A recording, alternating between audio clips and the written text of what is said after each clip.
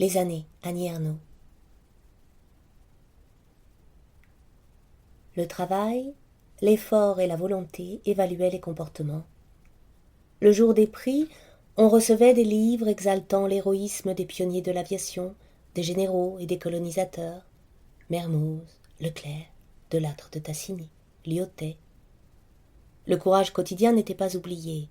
Il fallait admirer le père de famille, cet aventurier du monde moderne, Péqui. La vie humble aux travaux ennuyeux et faciles, Verlaine. Commenter en rédaction des sentences de Georges Duhamel et de Saint-Exupéry. La leçon d'énergie des héros de Corneille.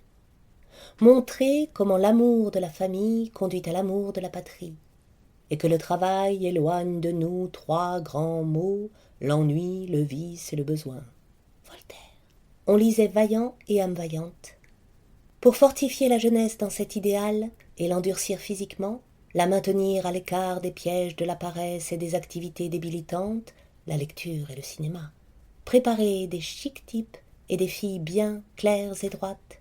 Il était conseillé aux familles d'envoyer leurs enfants au louveteau, pionniers, guides et Jeannettes, croisés, francs et franches camarades. Le soir, autour d'un feu de camp ou à l'aube dans un sentier, derrière un fanion brandi martialement, aux accents de Yukaidi, Yukaïda, se réalisait l'union enchantée de la nature, l'ordre et la morale. Sur les couvertures de la vie catholique et de l'humanité, des visages radieux regardaient l'avenir. Cette jeunesse saine, ces filles de France allaient prendre la relève de leurs aînés résistants, comme s'était écrié le président René Coty dans un discours vibrant en juillet 54 sur la place de la Gare, au-dessus des têtes d'élèves groupés par établissement, tandis que dans un ciel d'averses couraient les nuages blancs d'un été qui serait entièrement pluvieux. Au-dessous de l'idéal et des yeux clairs s'étendait, on le savait, un territoire informe, gluant, contenant des mots et des objets, des images et des comportements. Les filles mères, la traite des blanches, les affiches du film Caroline Chéry, les capotes anglaises, les mystérieuses publicités pour l'hygiène intime, discrétion assurée, les couvertures du journal Guérir. Les femmes ne sont fécondes que 3 jours par mois.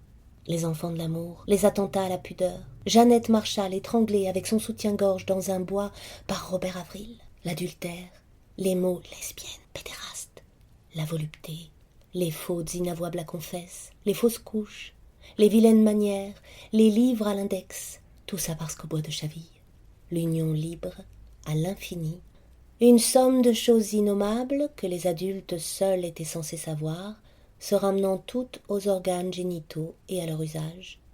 Le sexe était le grand soupçon de la société, qui envoyait les signes partout. Dans les décolletés, les jupes étroites, le vernis à ongles rouges, les sous-vêtements noirs, le bikini, la mixité, l'obscurité des salles de cinéma, les toilettes publiques, les muscles de Tarzan, les femmes qui fument et croisent les jambes, le geste de se toucher les cheveux en classe, etc. Il était le premier critère d'évaluation des filles, les départageait en comme il faut et mauvais genre. La cote de moralité affichée à la porte de l'église pour les films de la semaine ne concernait que lui. Mais on déjouait la surveillance. On allait voir Manina la fille sans voile, La rage au corps avec Françoise Arnoul. On aurait voulu ressembler aux héroïnes, avoir la liberté de se comporter comme elles. Mais entre les livres, les films et les injonctions de la société s'étendait l'espace de l'interdiction et du jugement moral. On n'avait pas droit à l'identification. Dans ces conditions, elles étaient interminables, les années de masturbation avant la permission de faire l'amour dans le mariage.